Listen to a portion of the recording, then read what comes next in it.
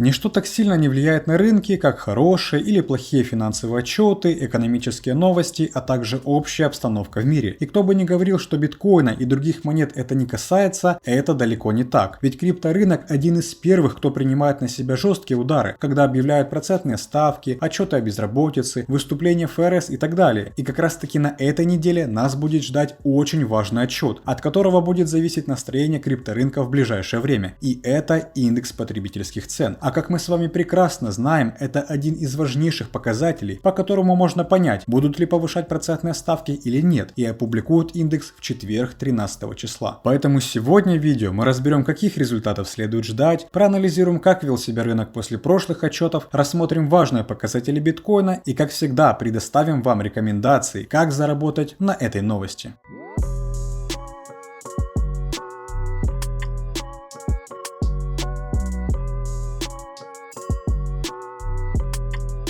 Всем привет, меня зовут Влад и вы на канале Coin22. Если вы хотите всегда быть в курсе всех событий на крипторынке, обязательно поставьте лайк этому видео и подпишитесь на канал. А мы начинаем. Ни для кого не секрет, что цена любого актива, будь то акции или той же крипты, полностью зависит от экономической ситуации в мире, а по большей части от экономики ведущей страны США. Так происходит из-за того, что именно в Америке сконцентрирована большая часть технологических, товарных и сырьевых компаний. Ну и конечно же именно доллар США является валютой, в которой страны друг другу дают кредиты или платят за поставку различных товаров. Вот поэтому все страны краем глаза наблюдают, как там себя чувствует Великая Америка. А чувствует она себя сейчас не самым лучшим образом, поскольку еще с начала этого года она продолжает вести бой с рекордным уровнем инфляции, которая так сильно не росла за последние 40 лет. Поскольку на данный момент главной проблемой США стала именно инфляция, то все силы и внимание направлено на ее уменьшение. Только, к сожалению, бороться с ней без каких-либо негативных последствий невозможно. И думаю, это ощутили уже практически все инвесторы. От любителей классических акций до азартных сторонников криптовалюты. Эти негативные последствия вызывают ребята из ФРС, которые повышают процентные ставки. Если что, максимально подробно, как работают эти ставки, мы рассказывали вот в этом видео. Но на самом деле председатели ФРС повышают ставку не по принципу рандома или желанию Всевышних сил, а они отталкиваются от множества финансовых отчетов. В частности, индекс потребительских цен один из важнейших, ведь ничто так хорошо не покажет рост инфляции, как цены в магазинах. Но тем не менее, на прошлой неделе был еще один важный отчет, который вызвал некоторые сомнения. Давайте же расскажу. Под конец прошлой недели в пятницу опубликовали отчет о безработице в США. На удивление он был положительный, потому что отчет показал 3,5%, хотя прогнозировали 3,7%. Простым языком, чем меньше процент, тем меньше уровень безработных, которые готовы избавить любой кошелек от тяжелой мелочи. Это ведет за собой увеличение рабочих мест и заработной платы. Вот только это та ситуация, когда хорошие новости не совсем хорошие. В обычное время сильный рост рабочих мест и рост заработной платы, понятное дело, считался бы хорошим. Но в наши дни это именно то, что вообще не нужно экономике США. И этот звоночек может означать, что настроение ФРС станет еще более агрессивным. И тогда следующее повышение, которое ожидают на 2 ноября, будет уже не 0,75%, как обычно, а минимум 1, если не больше. Кстати, поскольку мы не всегда успеваем делать полноценные видео на YouTube, все самые свежие отчеты и новости крипторынка вы ежедневно можете получать в нашем телеграм-канале Coin22. А те, кто не желает тратить время на анализ рынка и новостей, можете воспользоваться подпиской Coin22 Pro, где команда аналитиков Coin22 будет предоставлять для вас самую важную информацию для заработка на крипте. И уже для всех участников подписки Pro подготавливаются прибыльные сделки на 13 число. Так что не тратьте время и более подробно можете ознакомиться по ссылке в описании под видео. Новость по поводу уменьшения безработицы неспроста заставила инвесторов нервничать, потому что даже после положительного отчета, который был еще в августе, рынки показали короткие отскоки, но длилось это настроение недолго, ведь падение наступило очень быстро. Собственно, такая же ситуация произошла в прошлую пятницу на закрытии фондовых и крипторынков. Старичок биткоин как будто потерял сознание, дойдя до своего жесткого сопротивления в $20 тысяч,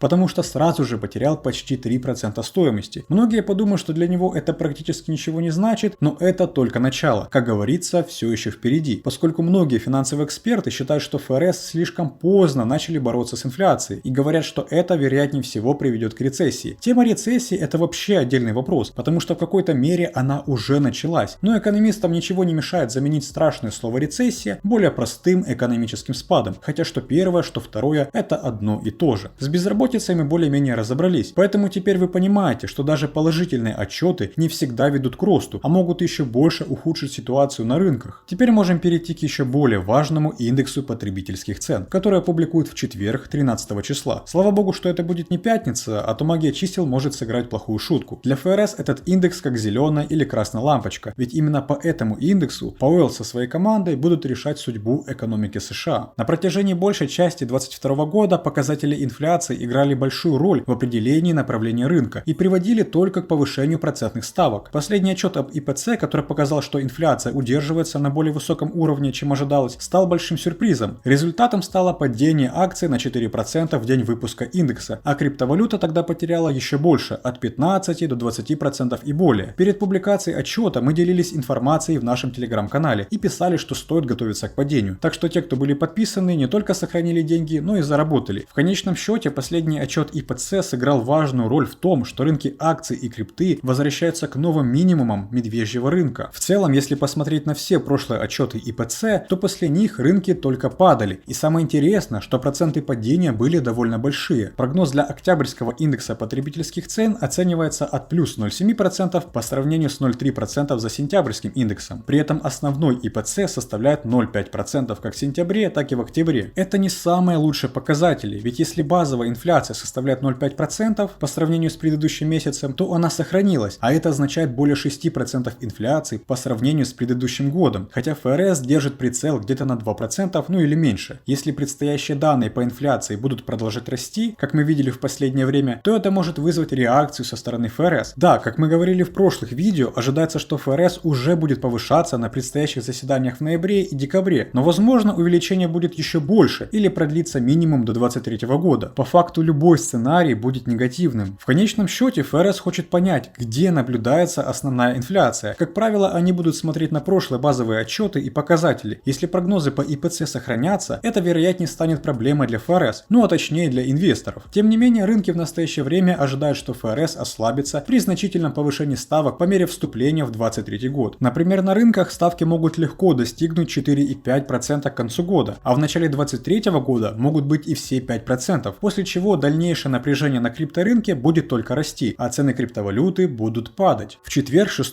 октября, биткоин радовал инвесторов и трейдеров, потому что самый сильный уровень сопротивления в $20 тысяч, начиная с сентября, был пробит и дал надежды на отметку хотя бы в $25 тысяч.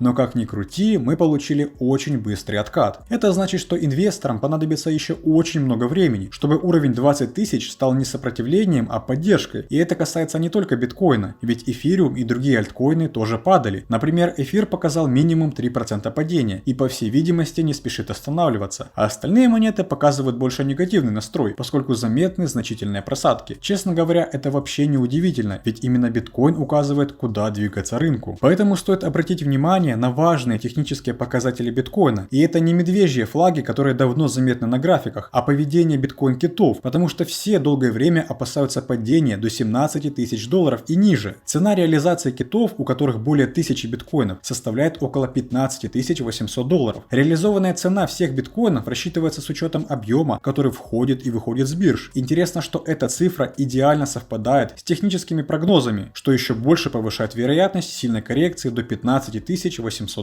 В таком случае стоит готовиться исключительно к падению, и это если не брать в учет ИПЦ и будущие процентные ставки. Индекс потребительских цен явно спровоцирует движение на рынке, а поскольку ожидается, что индекс скорее всего будет выше, значит это дает отличный сигнал для ФРС повышать будущие ставки. Как действовать в этой ситуации, думаю, вы уже скорее всего догадываетесь, потому что отчеты по ИПЦ, а также процентным ставкам стали некой методичкой для заработка на коротких сделках. И ближайший отчет не станет исключением. Чтобы получить максимум от этого события, я бы рекомендовал присмотреться в сторону шортов, как минимум на биткоин и эфириум, поскольку их поведение более-менее можно спрогнозировать, в отличие от других монет. Если вы все-таки решитесь открывать короткие сделки, то, как показывает практика, лучше всего это делать до публикации отчета, а не после. Ведь именно так можно будет заработать гораздо больше, чем пропустить все движение и открываться в последний момент. момент. Также в это время можно наращивать капитал потенциальных монет, которые будут стоить значительно ниже. И в заключение хочу сказать, что до конца года биткоин по 100 тысяч, а Ripple по $3 мы скорее всего не увидим, потому что пока США будет бороться с инфляцией, рынки акций и криптовалюты будут только страдать. Но тем не менее это делается не просто так, поэтому эту черную полосу, которая наступила в начале весны, нужно просто переждать. И думаю, вы с этим справитесь, ведь вы же не зря подписаны на этот канал. Так что поддерживайте это видео лайком, подпиской на телеграм-канал и напишите в комментариях, что вы думаете по этому поводу. И как всегда увидимся в следующем ролике. Желаю удачи, пока!